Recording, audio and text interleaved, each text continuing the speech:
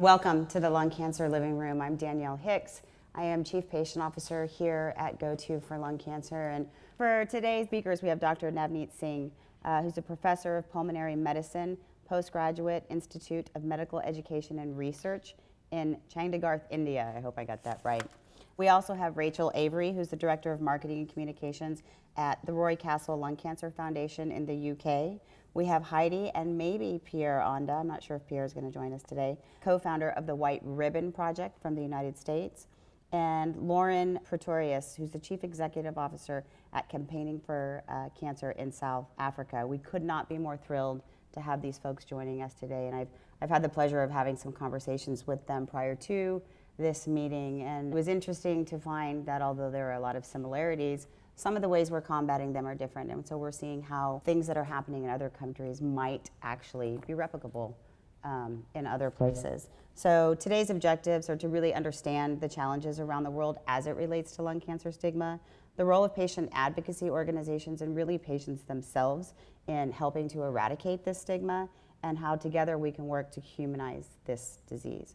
Dr. Singh, I want to start with you, and can you talk a little bit about what lung cancer stigma looks like in India? So I will just start by saying that it is not uncommon for us that we are sitting in the outpatient, and before the patient himself or herself comes in, one relative or another family member or caregiver will first come in and tell us that the diagnosis is not known to the patient and we don't want you to tell that. And that is still going on. It is probably reduced over the years with more access to social media, more access to online materials, especially amongst the families which are well educated. But we have a lot of patients who come from lower socioeconomic status, from who are not very well educated, and it happens very frequently that the patient's primary caregiver or immediate family member learns about the diagnosis and does not want the patient to know about it simply because they feel it is going to affect his or her ability to counter the disease. And we have this request almost, we'll see it in every clinic, at least one or two people coming in and telling us about this request. But with time, obviously, it has become much less, and we hope that things like this continue to diminish. And Dr. Singh, just to kind of touch on that a little bit, so not wanting to tell the person diagnosed themselves what the actual diagnosis is that because of personal shame, blame thing, or is there actual fear that they will be shamed and blamed out in the community, and that will affect their day-to-day, or both? To a large extent, it is also based upon the stigma of cancer in general, that, okay, if you get a diagnosis of cancer, it really means nothing more can be done, and the patient's mental ability to carry on with his or her daily activities would get hampered. In fact, we have occasionally seen patients themselves coming, and we ask them about their performance status or functional status, and it is not uncommon for us to learn that before they got the diagnosis, they were going about routinely, but once they learned about the diagnosis, they stopped going outside and were literally confined to their house. And we have to encourage them that without overexerting, do what you can to the best of your ability. The other thing is, obviously, even amongst the community, relatives and even the patients themselves will not really fully disclose it. They will say that, okay, if some other person asks that why is that person not being seen so frequently or is not coming to certain events, they'll say he's not keeping well, there has been some health issue, and not disclose it publicly. So yes, that happens. But as I said, that has come down with time, especially amongst people who are well educated and have access to better educational material. What is the incident rate of lung cancer in India? Is it fairly high? The more common cancer is obviously head and neck cancer in India, but lung cancer is still one of the most top 3 cancers, especially amongst males. In females, obviously, you have breast and cervical cancers, which are more important, but for males, it is important. The issue here is obviously that the mortality from lung cancer is an important consideration even amongst females. Yeah. Yeah. So we're still looking at a high propensity, I guess, for lung cancer in India, thereby sort of directly relating to a high incidence of stigma, right, associated with the diagnosis. So, Dr. Singh, are there any organizations, advocacy or otherwise, in India that help support or try to help to combat the stigma associated with a lung cancer diagnosis? So advocacy till now was still very much at a very nascent stage or in its infancy, but in the last at least 2-3 years, we have come across several support groups as well as organizations which are now actively working in this field. They are not specific for lung cancer as such. They are for cancers in general, but they are also working now in the field of lung cancer given the increasing importance of both biomarker testing as well as targeted therapies and the much better responses to such biomarker directed treatments. So, how are doctors, how are healthcare providers helping their patients, the ones that do know, I suppose, of their diagnosis, how are they helping them to combat and cope with the stigma that is associated with it? Giving my example, almost 15 years back when I became a young faculty, that I wrote a patient information booklet in English and had it translated into 2 of local languages. And we used to give this free of cost to every patient who was newly diagnosed with lung cancer. And when their family member or caregiver used to come in and say, please don't tell the diagnosis, I said, okay, we are giving you this small patient information booklet. If possible, please ask him or her to read it. It will really help. It will answer your questions. It will answer the patient's questions and thereby help in reducing the anxiety as well as the stigma which they may be carrying. And the patient information booklet wasn't a big one. It was very brief. It was very concise, and you could easily read it in like 30 minutes or even lesser. It used to give them an overview of what is lung cancer, what are the various stages, how is it treated, and why is it important to keep hope, why is it important to have access to the most relevant treatment strategies and discuss them with the treating clinician.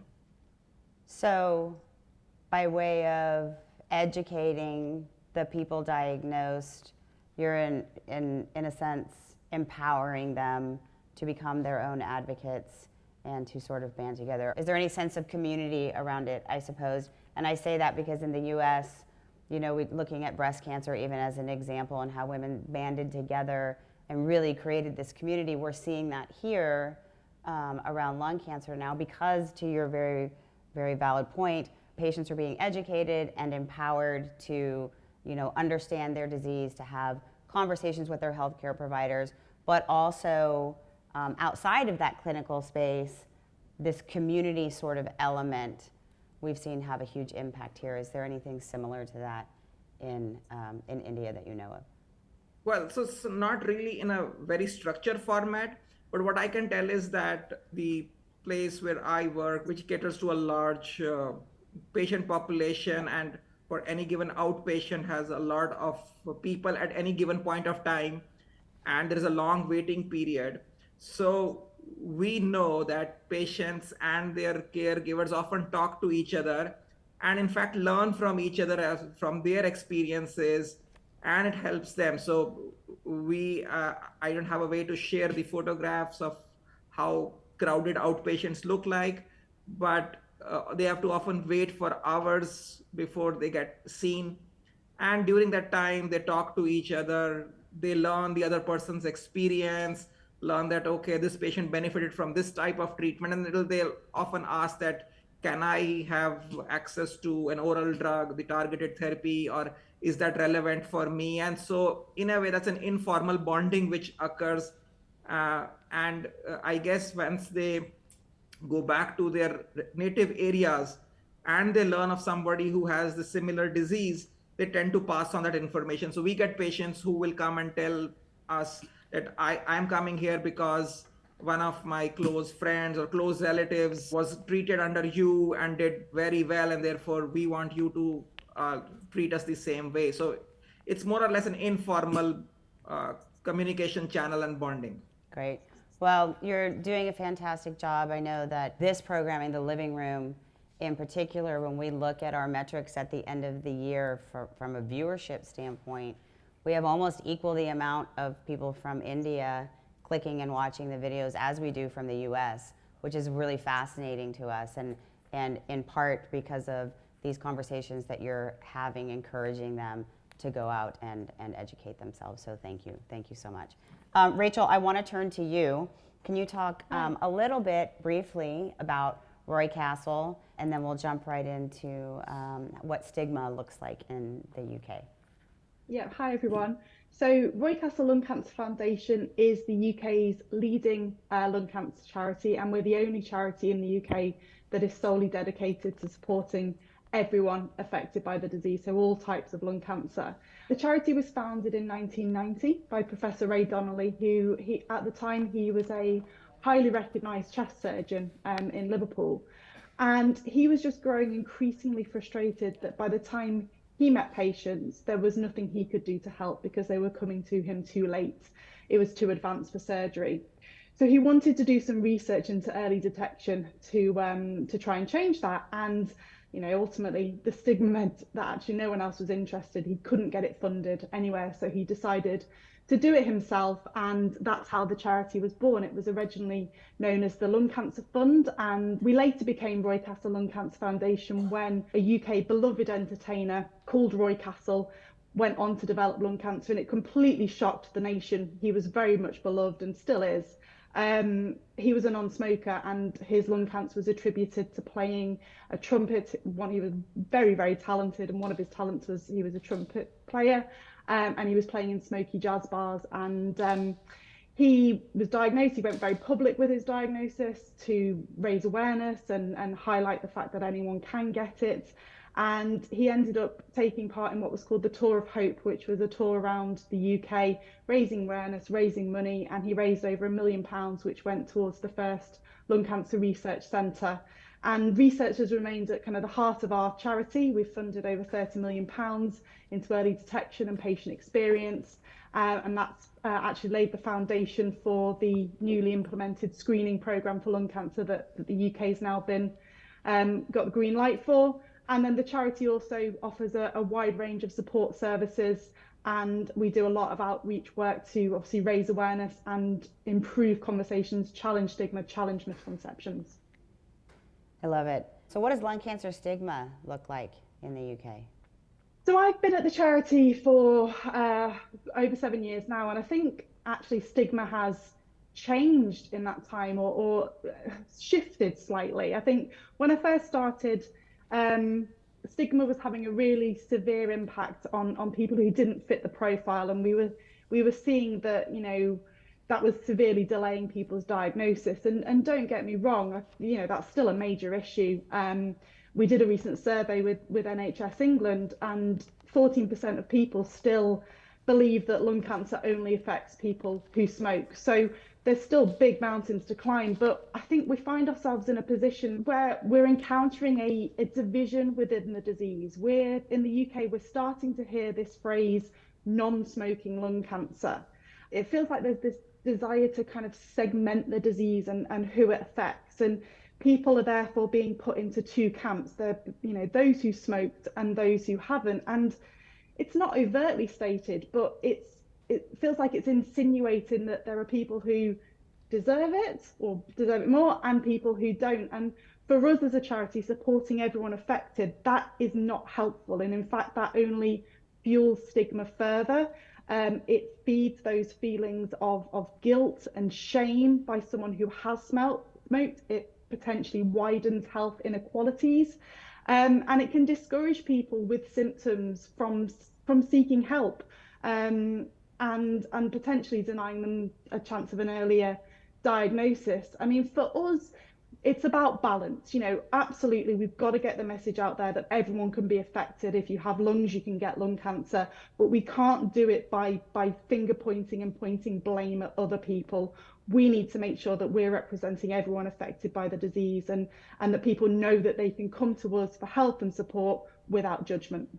Yeah, I couldn't agree more. And I think it's an interesting but not surprising sort of phenomenon, right? That stigma itself is what sort of is driving at least people who never smoked as having a non-smoking lung cancer, for fear that they too will have their finger shaken at them, and that bifurcation of sort of the disease in and of itself is just helping to perpetuate, right? So on one hand, you understand the rationale behind why someone might self-identify that way, and that they aren't understanding that it's just furthering a bigger issue.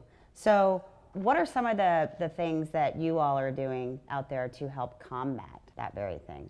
In 2017, we launched our Head High campaign, which was directly aimed at tackling stigma. That message was pretty simple. It was, people with lung cancer should be supported, not judged, and that no one deserves this disease.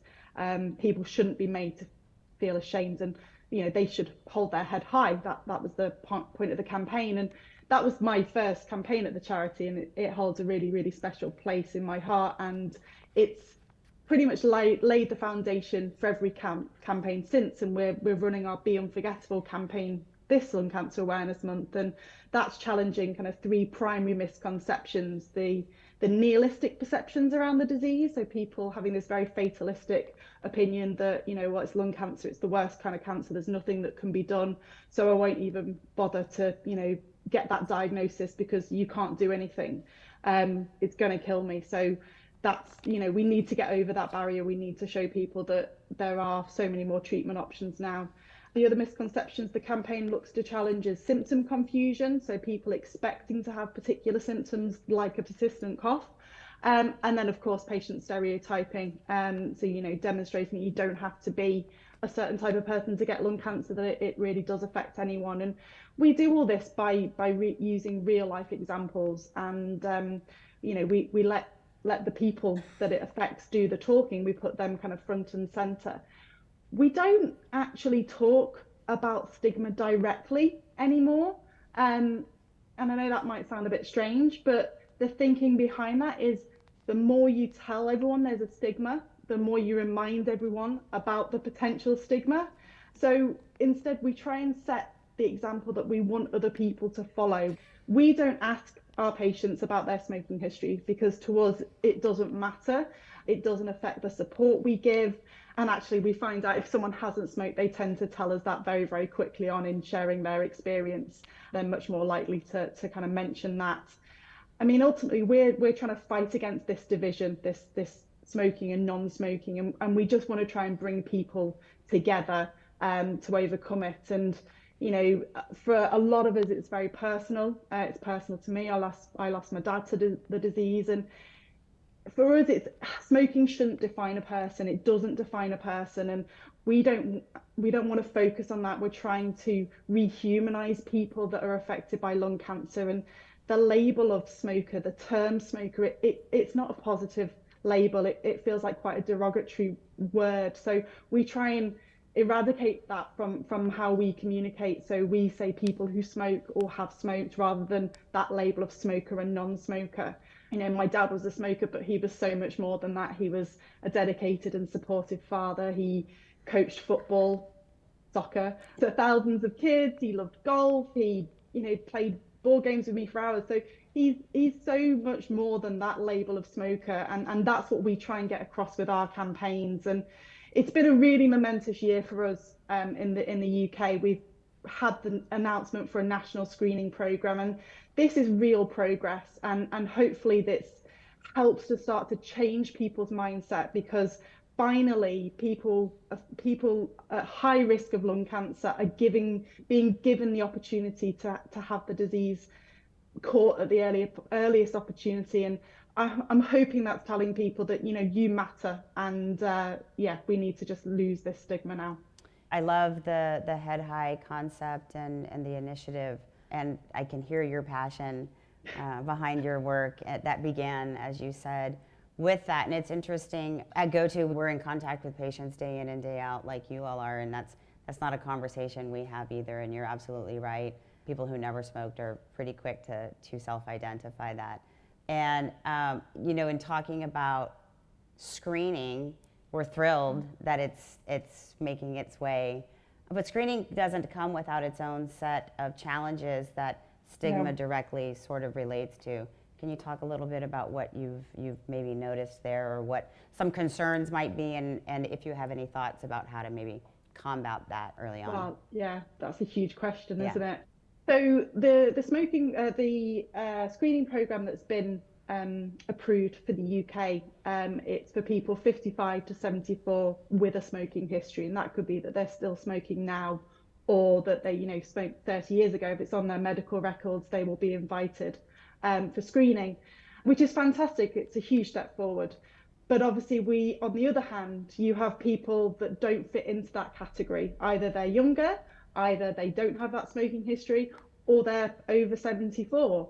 And that is in itself causing a new set of stigma, because it's, why aren't I eligible for this? Why am I not being given the chance to have my lung cancer caught early?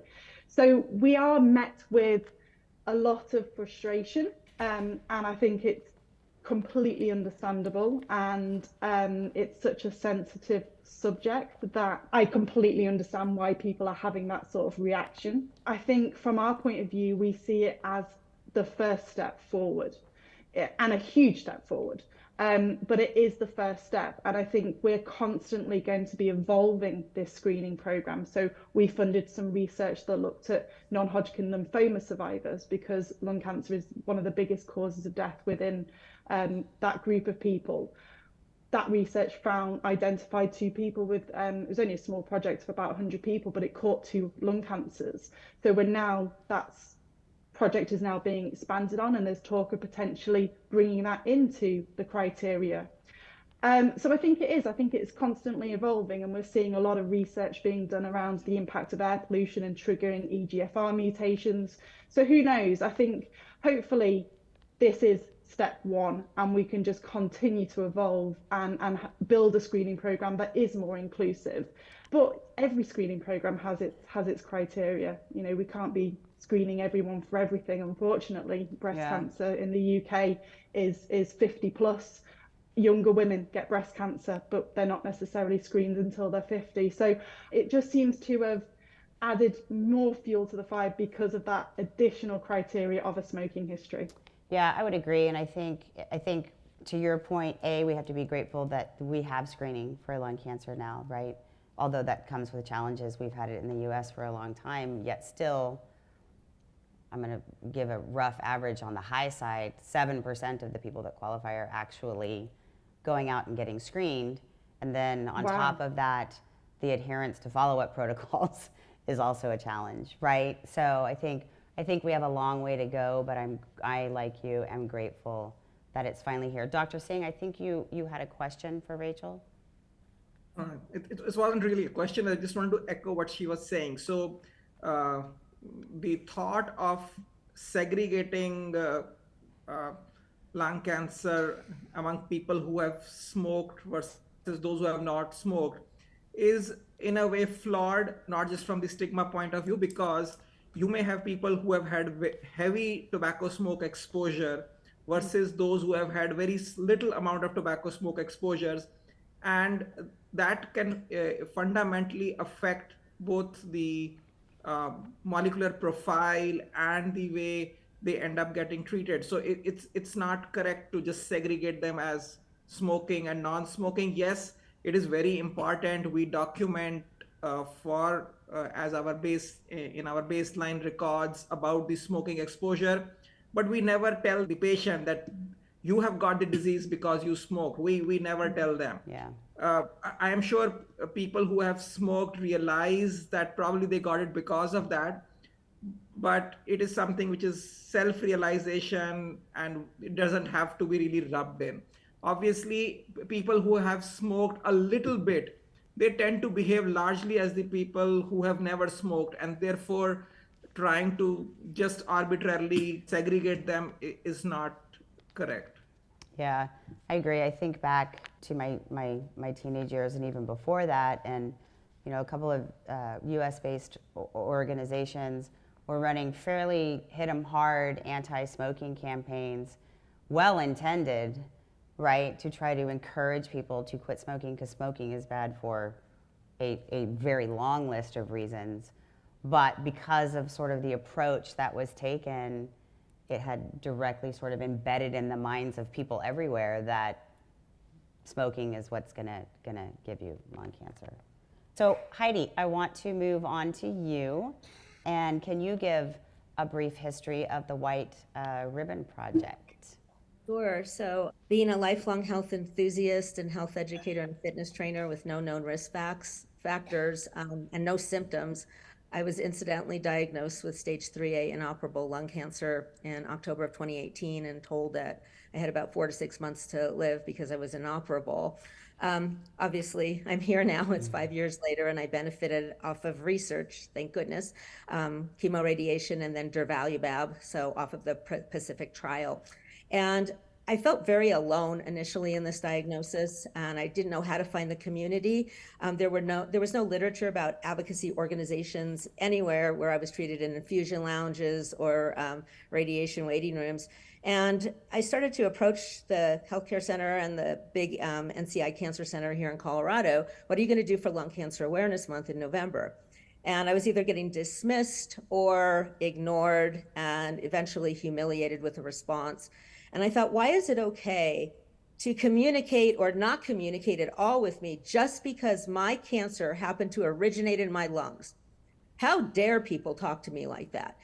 It doesn't matter if I had a smoking history or if I didn't have a smoking history. I love the points you made, Rachel, because we are in total alignment here. And I just thought, well, if I wait for institutional messaging to change or for my cancer center to decide one day they want to do something, I won't be here any longer. So who can stop me from doing something on my own property? And I asked my husband to make me this big white ribbon out of wood because I really wanted to scream to at least my community, whoever walked down my street, that I had lung cancer. Someone in this house had lung cancer. I wasn't ashamed of it, and we need to talk about it. So that sparked a grassroots movement. One picture went a long way on social media, and what I found happening was astonishing.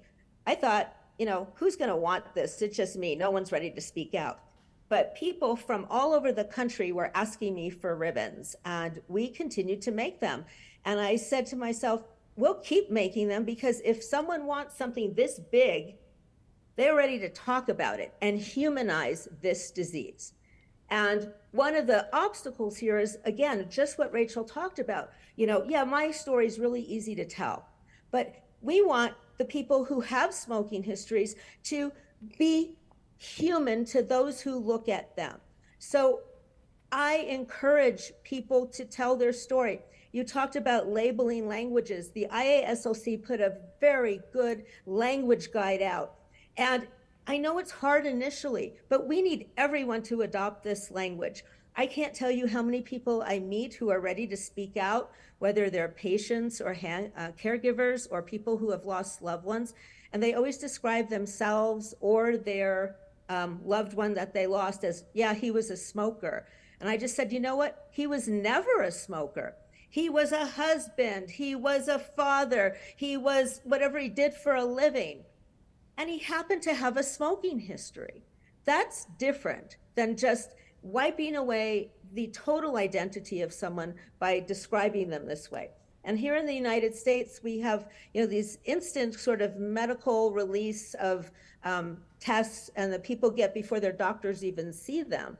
And they'll see, oh my gosh, so-and-so just had a CAT scan, they're reporting the image, and it's like, smoker. That's the first thing they see on there. And they're already feeling, the shame then from the doctor. And gosh, is it that hard to say smoking history or the patient is currently smoking? I mean, this tweak in language is very important. And I have to tell you, we encourage people when they're interviewed. I mean, this is amazing now. My husband's not on the call right now because so many things are happening now in Lung Cancer Awareness Month, and we have to divide and conquer, and we have to decide what we're going to do. And we tell people, oh my gosh, I'm seeing stories, national news stories. There were 5 in October about lung cancer. And so we encourage people, when you have an opportunity to be interviewed by the media, please share this language guard with them, because you could say something in an interview and then the anchors get it and they start labeling people again. I have told people in media when they interview me, if you don't represent me fairly and describe this, I will ask for a retraction of the story. Please. We're in a position now where they want to hear the story. So maybe we can be a little demanding on how those stories are presented. Yeah, I applaud that so much, Heidi, and particularly, I mean, from people like you, coming from someone who's been diagnosed with lung cancer, who is walking the walk, right? It's easy for me to stand up here based on conversations I've had, but it's so incredibly impactful coming from someone who's actually living with this disease. And the ISLC, and I know in the United States, and I don't know what this looks like around the globe, but in the United States, the advocacy groups in particular have taken to heart, yes, we do need to change to this person-first language. It's not, you know, a patient with lung cancer. It is a person who has been diagnosed with a disease. It is a person who has a smoking history, not a smoker. And a really thoughtful way of having these conversations to try to reverse. I mean, small increments, right? It's not happening as fast as we want it to, but the silver lining is that we do see it happen. And I am with you that it's going to take more people living with this disease standing up and talking about, I am a grandmother, I am a mother, I am a neighbor, I'm a friend, right? I'm the person who checked out your groceries at the grocery store today.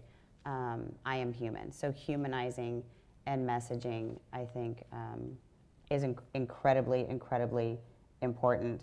I really want people to understand. I mean, if they question, oh, this sounds like an experiment, it's not going to work. It's like, no, this happened clearly in breast cancer, which was highly stigmatized. I'm old enough to remember women hiding in the house. I'm 60 years old. Mom suddenly disappeared. They were embarrassed. They had double mastectomies. They were ashamed. And HIV/AIDS, that was a stigma. We can't use the word stigma as, okay, therefore we can't do anything to fix this. That community stood up, they made this human, and then you had people of celebrity more comfortable to come out. Originally, they were outed, and this was before HIPAA, you know, and we don't want to have to do that, but the numbers just tell us statistically there have to be famous people out there with this. It can be done. It can be done. Yeah, So I would agree. If I may interrupt. Go ahead, If I Dr. may Singh. interrupt, yeah.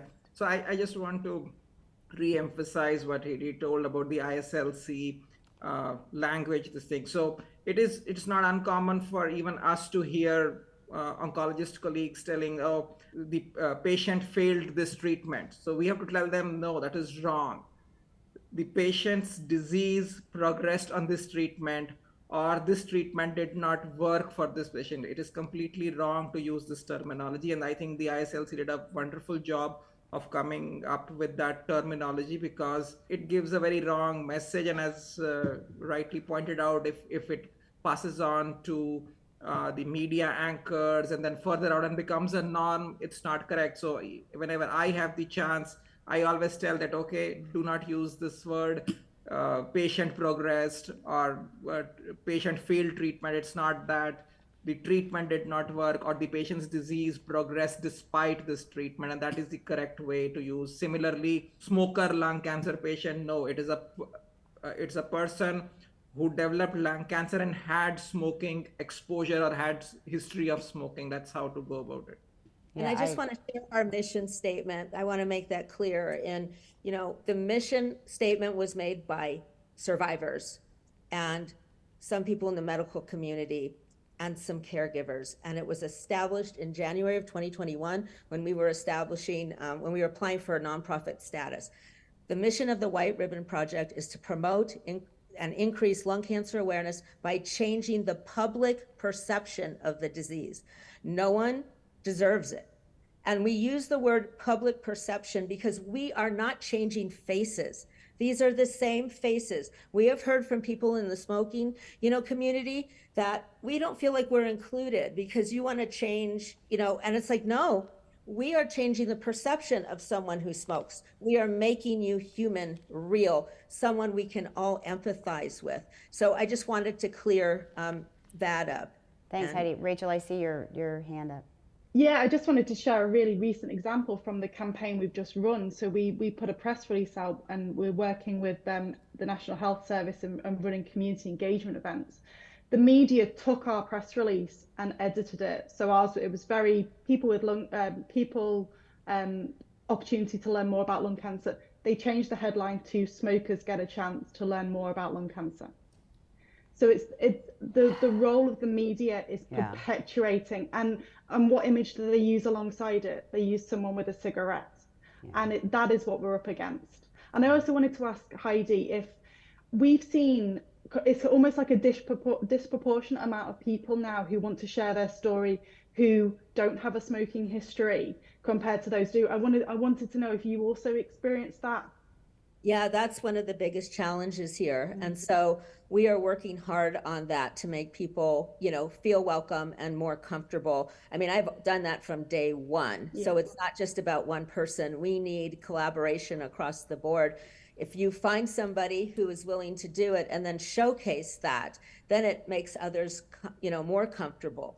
I think we do have a monthly community Zoom called the White Ribbon Project, which is live and it's open to anyone. We're having one this Saturday at 12 p.m. Eastern time. It goes for 1 hour and it gives people the opportunity. We share what's going on, we give hope, but then we open it up. Like, what are questions? What are concerns? People, start to share their stories a little bit, and then we can, already wrap them up in a community of support right on those calls. All are welcome. And that link is on our website, all the time accessible. Yeah. Thank you all for that conversation around messaging and imagery. I think we could have one entire lung cancer living room about how to try to overcome and combat that, but I do want to get to Lauren. So Lauren, you're up. Same for you. Can you tell us a brief history about your organization, what lung cancer looks like in South Africa, what stigma looks like in South Africa, and what all you guys are doing to try to combat it? Thank you so much, and thanks for inviting me today, and an interesting conversation with the panel. So Campaigning for Cancer was the first patient advocacy group, cancer advocacy group formed in South Africa in 2008. We started in a fight to get reimbursement for biologic treatments. At that time, it was a breast cancer medication, and then realized that there was no patient advocacy happening on cancer. And because of the disease burden in South Africa, particularly with the high burden of HIV/AIDS and TB, non-communicable diseases, and especially cancer, were being left out of any policy making decisions. So we started Campaigning for Cancer in 2008, and we work across all cancers. But one of the things that we do specifically look at is the cancers that are underrepresented by civil society. And so we'll look at cancers and focus on cancers where there aren't other patient groups, and that just bizarrely in South Africa is lung cancer. There are no specific lung cancer organizations within the country. So we do a lot of work on that. We've done a lot of work on developing education material with the Department of Health, our National Department of Health, to get it localized and translated, to get them to adopt it into it, as well as advocating for policies. We're currently in the process of trying to develop a lung cancer policy, although there's been funding issues with that. So we're constantly looking at that. If you have to look at the status of lung cancer in South Africa, scarily, lung cancer is the number 2 diagnosed in men, and probably number 3 or 4, it alternates in women, most diagnosed. But the biggest and the most scary statistic for me is in the 2 largest, most populated and economically active provinces, or what would be states in our country, it's the #1 killer in men. So that's pretty scary, and it speaks to there not being a plan around this disease when it comes to it, and that leads us into what stigma looks like. So we did some work in 2010 with Lance Armstrong Foundation at that stage on stigma, and it was just on basic cancer stigma. Because of health literacy, a lot of the time cancers are lumped together, and you'll get breast cancer and prostate cancer and cervical cancer and then every other cancer in South Africa. And because of the failures in our policy and our access, there's an absolute fear of cancer, and that cancer is a death sentence. That if you're diagnosed with cancer, it's painful and that you will be in pain. So we have that on to deal with from a stigma point of view. Also, South Africa was a signatory to the framework, the smoking framework. And so we've had for a long time, was most of my lifetime, we've had pretty good preventative tobacco cessation messaging and so on. But at the same time, it's created that stigma of what everyone's been speaking about. So we've seen that as well. So it's kind of like the symptoms on that. And then we have these other diseases that are put into play where you have to choose between HIV, TB, and lung cancer. And because there's treatment and access, it's better and more acceptable to be diagnosed with TB or HIV than it is lung cancer in some places in South Africa. So that's like where the systemic and policy issues have led us down in South Africa when it comes to stigma. And then we have a cultural stigma that also happens, where within certain communities, because of the myths that exist within those communities around diseases that they don't understand and literacy on that, there are myths that exist. So things like cancer is contagious. If you go and have treatment, or if the air, when you have an operation, the air touches the cancer will expand and grow. Also, that if a part of your body is removed, you will not be accepted into heaven. And then again, that if you are diagnosed with cancer, you are bewitched, you've been bewitched by someone. So that diagnosis is because someone cursed you, and that curse was put on. So that's, the basic realms of stigma that happens. The most significant, specifically related to cancer, to lung cancer, is the smoking versus non-smoking history. That would be that. However, in South Africa, we have a very big population of mining and asbestos mining and that. So things like mesothelioma is very, very, very prevalent in South Africa. And that, so, not even that has overshadowed the idea of smoking because of the tobacco cessation messaging that was initially came out in that. So that's a little bit of the profile with regards to stigma. Yeah, it's interesting, and I couldn't agree more that there are sort of two arms to this, right? There are systemic issues and challenges that help perpetuate stigma, but I love the fact that you touched on some of the cultural beliefs that also are directly sort of affecting outcomes for people diagnosed, and I think that's an even, well, in my opinion, but I'd love to hear others' thoughts on it. My view on that, at least my knee-jerk reaction, is that's almost feels like a harder nut to crack, right? Because these are beliefs that are embedded in these people for their entire lives, and to ask them to come outside of that belief system, I wouldn't even know how to touch that. I don't know if anyone has a So thought. we've done quite a bit of work with that, and in the past, so in South Africa, between 70 and 80% of people will consult a traditional healer or traditional health practitioner before they even go to Western medicine. And in the past, we were seeing that those traditional health practitioners were holding on to the patients.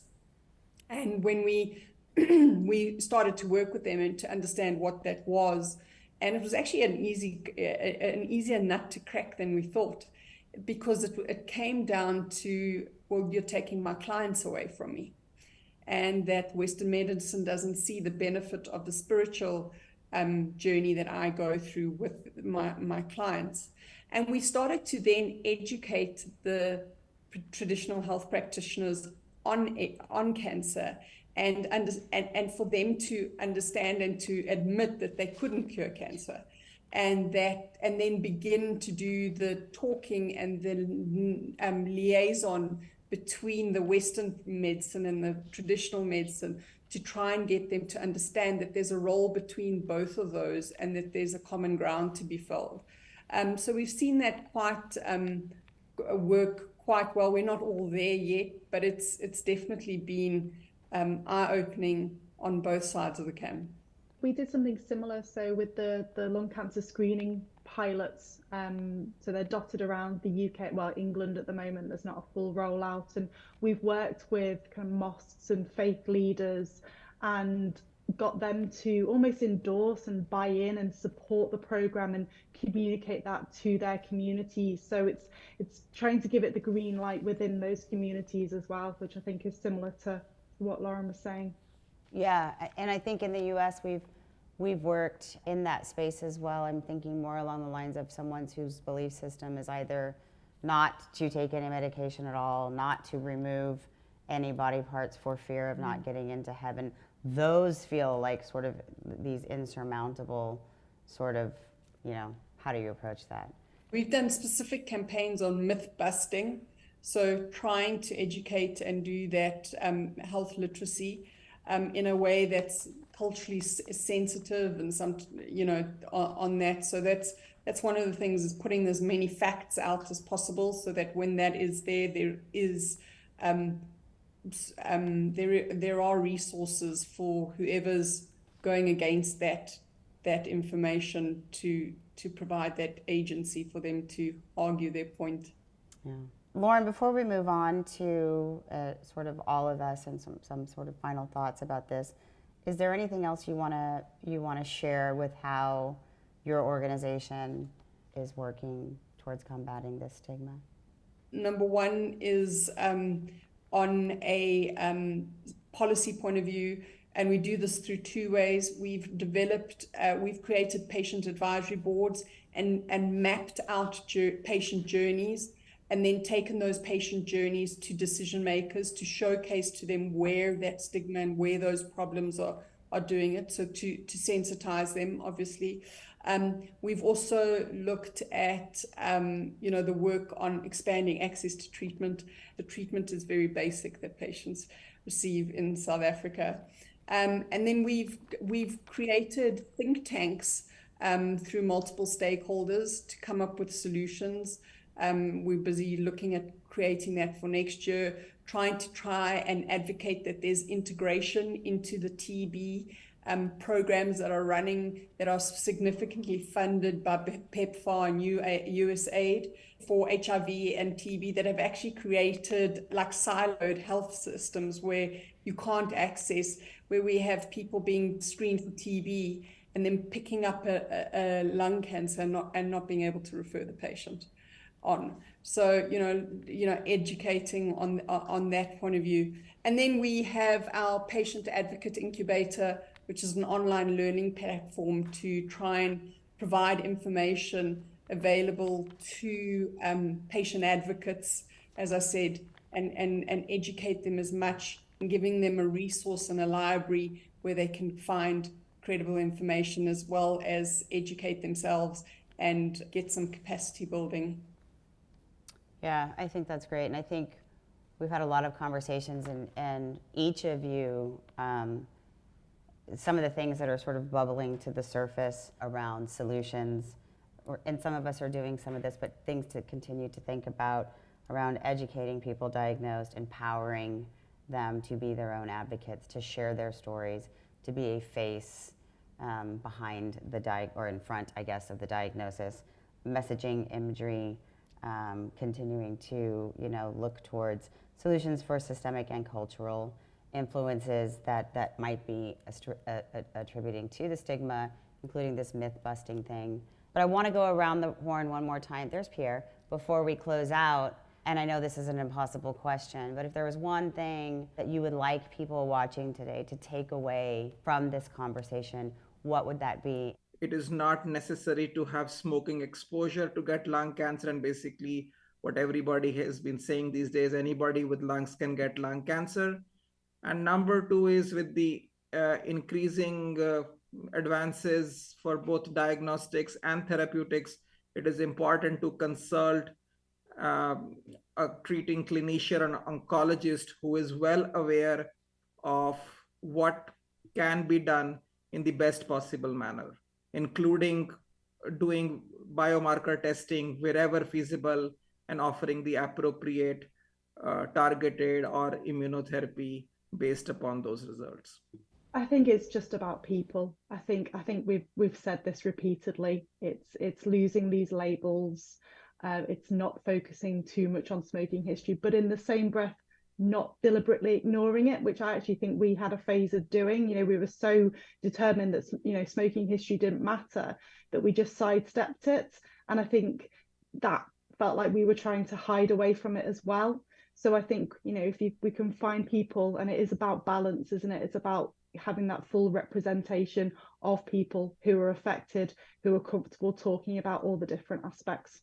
I would echo that completely, but also in a general sense. You know, we've been attacking lung cancer kind of backwards. We've been trying to grow little bits of awareness about this and that and the other, but where was the general awareness that everybody should be concerned that they could get it? And then there is hope is very important. And why is it so hard to normalize this particular cancer? Can we just look at it in very simple terms? The general public, at least in the United States, and physicians and specialists believe that any cancer can spontaneously generate from any organ, and we just don't know why. But for some reason, the lungs are the only organ in the body that could only generate a cancer if it gets a tobacco product. I mean, that's the messaging. So if anyone can get it, and we have the medical community validating that, it gets on people's radar, it becomes more normal. It's a cancer everyone wants to be screened for. With enough public demand, maybe more increased funding across the board, right? For a better detection method, research funding for better treatments, and now this whole new issue in lung cancer survivorship. So I know that's a lot, but it's important to try to talk about this cancer like it's another cancer, any other one. What I do want to say is, outside of a huge thank you to all of you for coming and having this conversation today and for being a part of the LCAM Coalition. For those of you who may not know, it's a global coalition that's been pulled together to be, show a united front around generating awareness for people diagnosed with lung cancer. A huge thank you again to our panelists, to the Global LCAM Coalition, all of you watching live or post-live, Onyx and Ash, Penn Media for coming in, Michelle Zay, who as always is over here in the corner moderating the online chat, the entire GoTo team for helping to pull this together. We would not be here without our supporters, so a huge thank you to Amgen, AstraZeneca, Bristol Myers Squibb, Daiichi Sankyo, Eisai, Foundation Medicine, Genentech, Gilead, Janssen Oncology, Merck, Mirati Therapeutics, Novacure, Novartis, Regeneron, Sanofi, and Takeda. And that's a long list, like I always say, of people who really believe in what we are doing here, what you all are doing out there, and enabling us to bring this type of information to our community. So thank you all, and we hope to see you next month.